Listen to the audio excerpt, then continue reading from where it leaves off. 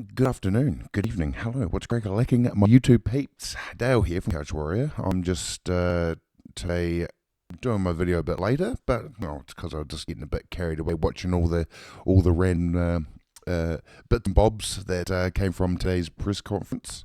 Uh, who, I mean, it's pretty crazy. Some really, first press conference that's actually been entertaining in a shit, I'd probably say a couple of years at least. I mean, the only people that you get, like these types of press conferences are from old Bondog McGregor. But so that's pretty cool. It's pretty cool that we're getting some tasty, some tasty media from the fighters, not the UFC. The fighters are actually doing this shit. But yeah, so UFC 327 is happening this weekend, Sunday here in New Zealand, and so I believe it starts nice and early for us. I go and have a wee look-see here. It starts at 9:30 for us New Zealanders, 9:30 a.m. So the first fight will probably more than likely be around quarter to 10, 10 to 10, maybe even 10 o'clock. So makes for a bit of an early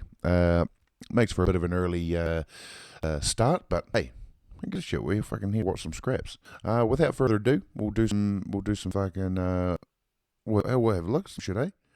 Fucking, of course, it fucking shows you my fucking my generic thing. I really should get a bit of background thing. So the first fight of the night is fucking old Charlie Ratke versus Francisco Prado. This fight is going to be a banger. Both these do like to scrap. I think that. Ooh, jeez,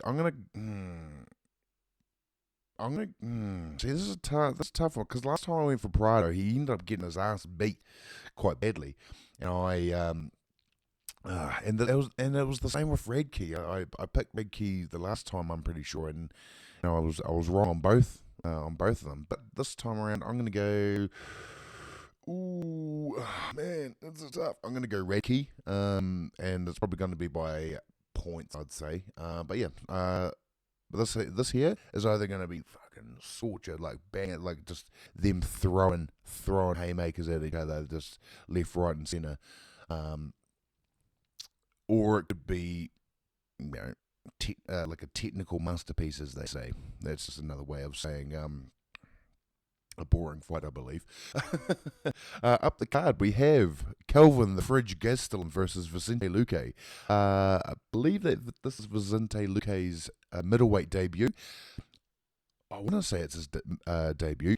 2 times for a middleweight.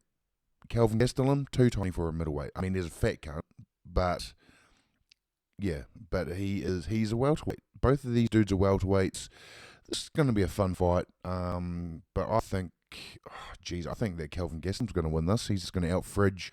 He's just going to out-fridge Vicente Luque, and he's just going to I think wrestle him. Just going to be a bit too big for Vicente to do much of anything, to be honest with you. Because despite because people forget, man, that fucking Kelvin Gastelum he doesn't get chinned. He doesn't get chinned overly easily. I mean, he's been knocked down a bunch, but he doesn't really get fully KO'd, as it were. So I'm going to go Kelvin Gastelum by points on this one. Points or late submission. Up the card, so early prelims. We've got 3 fights, which is quite cool. We've got Chris Padilla versus Markel Medeiros. Ooh. Now this one here, I'm not terribly sure about. I'm probably going to go with Chris Padilla because I'm pretty sure I have seen him fight before. Markel Medeiros, it does look familiar, but yeah, I'm going to go with the more familiar one for me, which is going to be Chris Padilla. And this could be an absolute scorcher of a fight as well, to be fair, because it's the early prelims, and the dudes, these prelim fighters, they love going fucking up shit, and it's crazy. But early prelims, Kelvin Gastelum on early prelims, former title challenger. Now he's just chilling out in the fucking early pre's. But up the card we have strawweight. It's a top. It's almost like it's going to be a actually, it probably is going to be a number one contender fight. Tatiana Suarez versus Lupe Goodness. My goodness. So I've got Tatiana Suarez winning by wrestle. I mean, I would love for Goodness to win, or Goodiness, or however you want to say her name, or Lupe. I wouldn't mind Lupe winning by KO. That would be fucking awesome as, but I know that's not going to happen. But so I'm going to go Suarez, and she can fight Zhang Wei Li for a second time and lose really badly. Up the card we have Mateus Gamrot versus Esteban Rivovic. This fight is absolutely this is fucking top notch. This is probably up there on one of the best fucking fights. Like this here could almost be like this here is on par with Chris Duncan versus Moicano. In fact, this fight, in my opinion, is better than that fight. It's like if this was the main event at the Apex, it would have been, it's literally just a flip of the coin, and this fight here would have been, to be fair, this fight's probably better being on a Miami card, well, like a live card than the Apex, because I believe, like Moicano, he has like an energy that he has with or without a crowd, and whereas these two dudes, not so much, We've got Lux Maxer on the left, Ribovic, who is if memory serves, I believe he is on a bit of a run, but I'm going to go Gamrot. Gamrot's going to, I don't know, because again, people forget, man, he just recently got fucking smoked by Charles Oliveira. I know the UFC wants Rivovic to win. That's why they've been giving all these people unranked opponent, all these ranked dudes, older ranked dudes, younger up and coming dudes, to try and piss them off, get them out of here. Your day is done, old man. Your day is fucking done. But in this case, I'm actually going to go Rivovic by standing TKO. Up the card, we have Kevin Holland versus Road Boy. We got a Road Boy, man. Oh, bummy bumba. I personally want both of these dudes to win. If Kevin Holland wins, I want Kevin Holland to win purely so he can give D-Rod his rematch, because we found out this week that Daniel Rodriguez actually was in Mexican prison for 8 months. In August, I believe it was August last year, which was about a month or so after the fight with Kevin Holland, he was in Mexico, and obviously he did some less than desirable things and got pinged by the Mexican authorities and spent some time in jail. He is now out, and and he's looking to get a camp going, which I imagine that will be, which probably coincides with this fight, to be fair. So win or lose, I believe whoever wins this fight should fight Daniel Rodriguez for a spot in the welterweight top 15, because Kevin Holland got his lost his spot in the top 15 to D-Rod, and I believe Randy Brown tried his hand at getting into the top 15 by fighting Gabriel Bonfim, I believe it was, and getting sparked up by him. So whoever wins this, I would love to see them fight D-Rod. But in this case right now, I think that I think Randy Brown is a bit more chinnier than Kevin Holland. I don't think Kevin Holland's going to get finished by Randy Brown.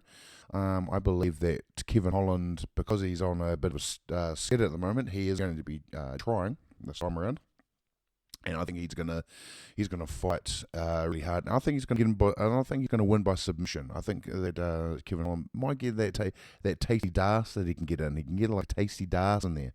Yeah, so I reckon Kim Holland's got this one. Up card, we have Patricio Pitbull versus Aaron Pico.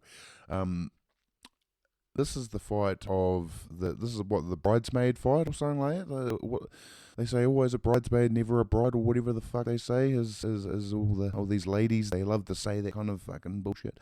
But Patricio Pitbull coming off a win over Dan. No, actually, he's coming off a bit of a layoff, I believe, for not much of it, like not a long layoff, but a layoff after he defeated Dan Ige. I believe that it was his last fight that he had. And Aaron Pico, of course, coming off his devastating KO loss to Ryan Murphy. I don't know. I like Aaron Pico, and I think that Aaron Pico has more. He's got more distance in his UFC career. He has more. Well, he has more time on his side. Pitbull does not have time on his side. He is a 38 or 39 years old. As a featherweight, that is pretty freaking old. I mean, yeah. Win or lose. I mean, the maximum that Pitbull's getting, if he wins this in impressive fashion, which he doesn't have a great tendency of winning in devastating fashion as of late. So I don't think that this is going to be a particularly interesting fight, unless Aaron Pico can make it ugly and can pull off what he can pull off. And as I said, I'm hoping that Aaron Pico wins. I believe that the UFC is also hoping that the Aaron Pico can win. For starters, if Pitbull loses this, he will probably skid out of the rankings, or at the very least he'll be ranked 15. But as I said, he may not even make that.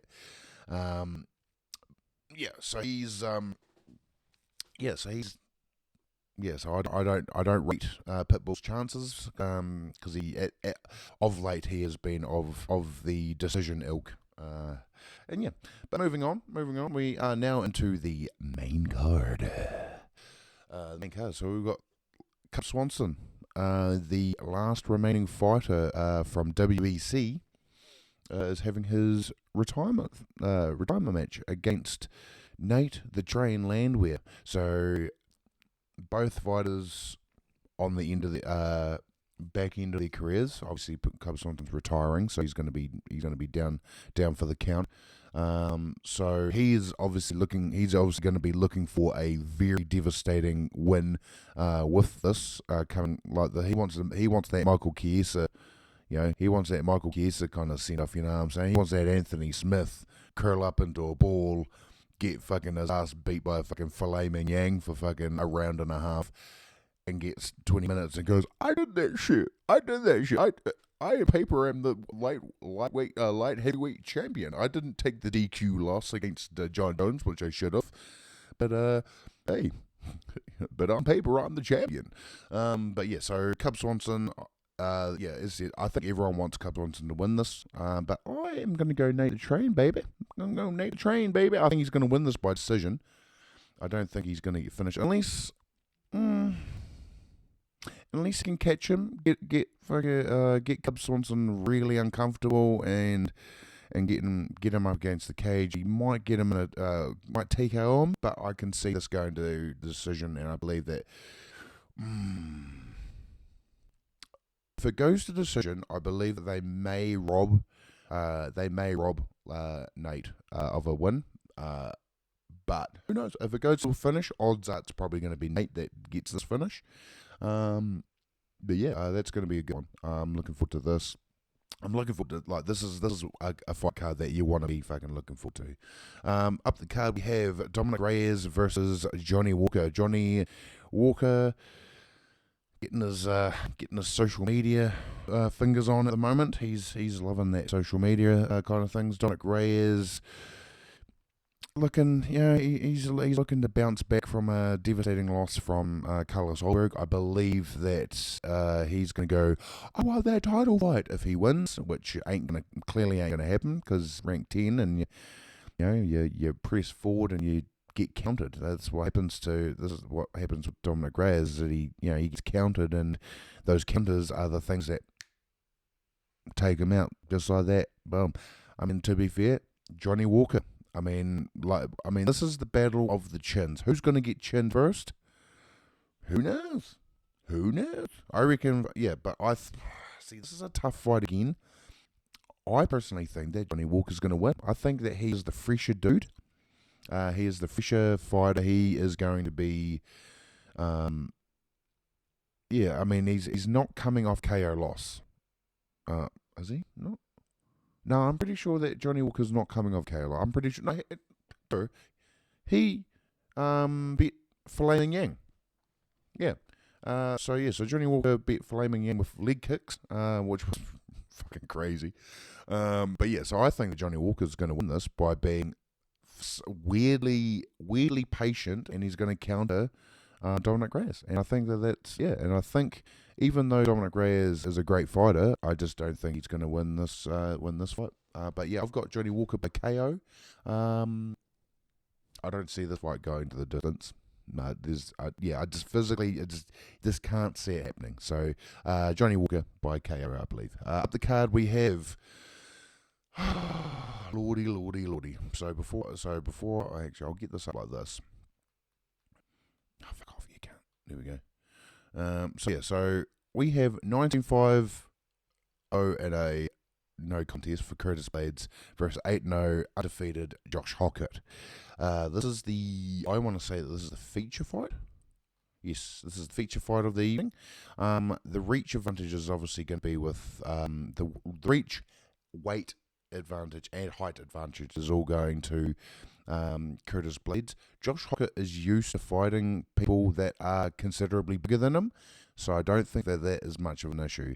Hockett is surprisingly good. And so I can actually see him winning this fight by TKO or grinding out a reasonably close decision. Because I believe that the chin of Curtis Blades it's a little bit suspect. We know this from previous fights, but I'm gonna play this very terrible fucking clip for you guys because I'm surely.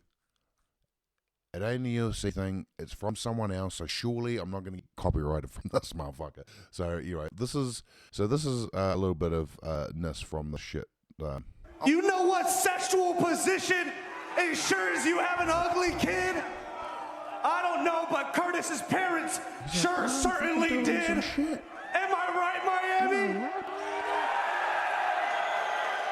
Or something like that. He's like, I don't know what the fuck this guy's talking about, man. Shit, I don't know what the fuck this guy's on about. But yeah, so basically, Josh Hockett spent the whole press conference interjecting little bits here and there, and making these little remarks here and there, and just fucking getting some good rhymes going. But I think he's gonna do it. I think that this here is the rise of a new fucking star in the UFC. As much as everyone doesn't want him to be a star, he is punishing as fuck. Don't get me wrong. That is a definite. Like that is like his shenanigans is tiresome. I know. I am aware. Yeah, but it is something that the UFC needs at the moment. I mean, it's a $7 company. They've got all of their people doing their, getting all, doing nothing, less and less. I know everyone shits on Dana and all that kind of stuff, but he has nothing to do with all this stuff. He is literally just I don't know what the fuck you're talking about. I'm not involved with this shit anymore. He's just there to go, I am the UFC. Get your fucking hands off me, pal. So love him or hate him, this dude this motherfucker right here is, I'm speaking way too soon, of course. New Chael, new Colby. But the thing is that UFC needs these people way more than these people need the UFC. And the more that people realize that, the more they're going to be able to ask for more. Get these get that fucking fighter pay up. I'm not fucking asking for much. If I was a UFC fighter, if I was a beginner dude, like if I was fighting, I don't know, it was my first 3 fights in the UFC. Congratulations, kid, you just got yourself a contract. Yeah, I'd be like, fuck yeah, cool. I'd be fucking stoked with, because it's going to be in US dollars, of course, so it means that it's already going to make my, it's going to already be way more than what it would normally be. Like a 10 and 10 would be fucking like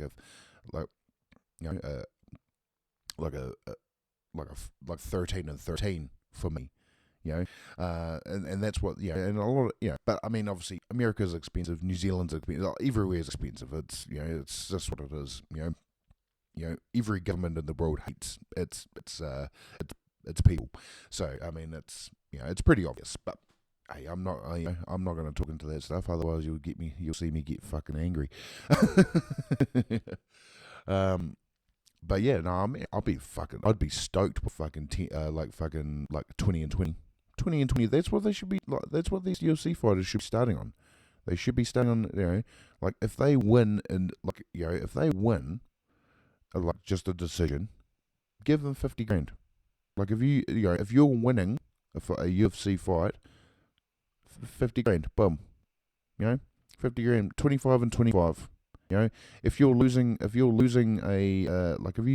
a fight, you should be able to, get all your shit paid for and stuff like that. And then these and another thing what they should do is they should be fucking getting rid of these fucking managers that they've got, because these dudes like Ali Abdullah Sleaze and Tiki Gosen and fucking the other guy from Paradigm and all that kind of stuff, these fucking leeches are just taking 10 to 25% of the purse, which is win or lose.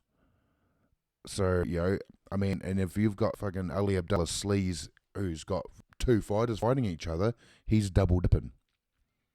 And that shit ain't cool. Yeah. So the fighters need to, they need to be able to, I know that there's some people that do, they cover themselves. I believe that Sugar Steve is a guy that doesn't have a manager. I think he has a manager in other things, but he doesn't have a manager when it comes to negotiating with the UFC. And I believe that, and I think that they really need to take the power away from these managers, but it's neither here nor there. It's neither here nor there. I don't know, but as I said, I'd be stoked with 25 and 25, and that's a good starting point, I think, but yeah, because I know that, a thing that came out in 2020, before the pandemic and all that kind of stuff, Cowboy Cerrone, Donald Cerrone, his reported purse, his fight purse, and the reason why they didn't really want him to fight that often was the fact that he was getting paid 200 grand flat rate, boom, and he got residuals from a whole heap of other shit as well. So they were like, we don't really want him to fight that often, fucking hell, we're going to have to shut it, yeah. So when he was fighting like 4 times a year, he'd be making 800 grand. Obviously before taxes and before managers and stuff like that. But he was just, another guy that had, I believe he had a management team for a while. I believe he was with the same lot of dudes with as Rampage, which I believe was Tiki Gosen. But I think he ended up just doing his own stuff after a while. But yeah, either way, getting back to the fight card. Sorry, I got a bit fucking carried away there. Josh Hockett, I'm going to have him win by TKO. Co-main event, we have Azamat Murzakanov versus Paulo Costa, who's not ranked 14 in the light heavyweight division, by the way. If you're wondering why it's saying that, it's he's ranked 14th in the middleweight division. He is not moving up to light heavyweight permanently. He's going to be one of these guys that kind of floats between light heavyweight and middleweight. I don't know how that's going to work. I think that Paulo Costa should just go up to light heavyweight and actually lean in heavily in on it. He is very aggressive. He is talking a lot. He's talking a rather large game, a very large game today at the press conference. He's going to have to, considering the fact that he's fighting an undefeated 16-0 dude that is a known drug cheat, who doesn't look like this too, by the way. If you're wondering, he does not look anywhere near as muscly as that. He generally has a bit more of a punch build, and yes, that is definitely something that is a fact as well. I mean, it's pretty crazy. Is that the natural light heavyweight guy is shorter than the middleweight coming up. So the reach is definitely going to be in Paulo's side. I mean, he's got some great power. He's got some great, Paulo has some really good kicks, underrated kicks, that come out of nowhere, and you're like, oh, jeez, man, fucking, they are, he gets, he can catch these people with these scary kicks, and you're like, ooh. So, I mean, there is a chance that he can hit that, but I'm going to go Mirzakhanov, unfortunately. I don't know whether or not I don't know how this is going to go, but I believe that I could just see this being a shitty wrestle fest, to be fair. I mean, it could be, but I mean, the fact that there has been so much fucking over this, and both these dudes beefing, I have a feeling that this is going to be a lot more of a swang a bang kind of fight. But I've still got Mirzakhanov winning it, unfortunately. Yeah, I just have that feeling. You know what I mean? Yeah, I just got that feeling. But yeah, I mean, good luck, Paulo. I want Paulo to win, but as I said, don't see it happening. It would be if he did win this fight in devastating fashion, he could possibly be the next person fighting for the title. Yeah, I know that's wild shit. I know, but you never know, and unlikely. But yeah, up the card, we've got the main thing: light heavyweight title bout against Jiri Prochazka versus Carlos Ulberg. Carlos Ulberg, rumors have it that he has been struggling with norovirus, which I don't know what that is exactly. It's some sort of like flu or some shit like that. They give it some sort of hard out name for a cold or some shit. But anyway, he's also got some. Yeah, he's also not looking. He looks like he also rumors are that he may have broken his hand during the camp, so that's why he's not looking as lean as what he normally is. Because if you do go back to the thing, and again, this kind of shit fucking gives me the chronic shits too, by the way, is that they'll get a picture of a dude, they do this shit to Izzy and Volk quite often, is that they'll get a picture of Izzy after he's won the interim bout against Kelvin Gastelum, 2019, by the way. They will get that, and then they'll go, oh, actually, was it 2019? Yeah. Oh, it might have even been 2018. Either way, they're getting these pictures from nearly 10 years ago and going, what happened? I don't know, fucking 7-8 years.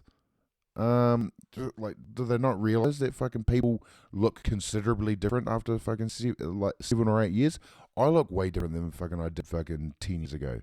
I look like way more of a fucking idiot now than I did fucking back then. You know what I'm saying? It's wild shit that they do this kind of stuff. But I am not listening to the rumors, and I'm not going to be biased because I want Jiri Prochazka to win. I really want Jiri Prochazka to win, but I have a feeling that Carlos Ulberg is going to catch Jiri in probably a left hook. He's going to get him off one of those, and he's going to drop him. And I think that it's going to happen late enough in the round that it's going to be a devastating thing, but early enough that he can work it into a finish. And I believe that this is either going to happen in the second or third round. Because, again, I don't know. Jiri has been knocked out before. He's been knocked out before by Alex Pereira twice. He's been knocked out by Izzy. Not by Izzy, sorry. He's been, technically speaking, he got knocked out by Dominic Reyes, right? Dominic Reyes actually knocked him out. So, that's saying something. But I'm pretty sure, if memory serves, that his only 3 losses in the UFC are, I think, only 3 losses? No, I think he's only lost twice in the UFC, actually. Yeah, I believe that he has only lost to Alex Pereira twice, and then the other 2, and then his other 3 losses and 1 draw come from Ryzen, I believe. Yeah, but no, I think that Goldberg is going to catch him, even though there's a reach disadvantage, even despite Carl Goldberg being taller. But an inch ain't shit. People think an inch is heaps. It ain't shit. As I said, I want Jiri Prochazka to win this, very much so. And hopefully he does. But yeah, I think I'm going to go reasonably well. I think my picks last week were fucking garbage, but that's because I didn't really give a shit, you know what I'm saying? Like this, you know, these are the kind of UFC events that you can get invested in. You can actually give, that they want you to, they make you give a shit. You know, when you get Apex card after Apex card after Apex card, maybe a fucking live event here, live event there. You got Gilbert Burns versus Mike Malott next week in Canada. Who the fuck wants to watch that shit after fucking UFC 327? Like they need, like if I had it my way, there would actually be about 10 to 12 less UFC events a year. I would have like maybe 2 a month. Yeah, like 2 a month. Because I feel like there is an oversaturation, and the fact that they're getting like there's over 1,000 UFC fighters now. There's over 1,000 UFC fighters. You know, they're meant to be the cream of the crop. But you got these dudes that are coming into the UFC now with 6-5 records. You know, and in some cases losing records. They have losing records. They have literally, I'm pretty sure there was a chick that had a fucking, she had a fucking record or something ridiculous, like 6 wins, 8 losses, and fucking 2 draws or some fucking ridiculous shit. So, how is that the top of the top? You know? But hey, what do I know? You know, I'm just a fan. I'm just a couch warrior. I ain't gonna, it's just, I don't know. It's just a bit of a tough nut. It's a bit of a tough nut. But But on that note, thank you very much for joining me tonight. Thank you. Yeah, thanks for bearing with me, I should say, because fucking hell, I've been on a bit of a bit of one. But you guys have a wonderful evening. Be sure to like, subscribe, turn your notifications on, tell your mates I'm not that bad of a dude, and if you want me to do some weird, extra little weird things or whatever, let me know. If you want me to do some live streaming or any shit like that, I'm keen and I am willing and able to listen. So if you guys have any thoughts, please let me know. And you guys have a wonderful, wonderful weekend and enjoy UFC 327.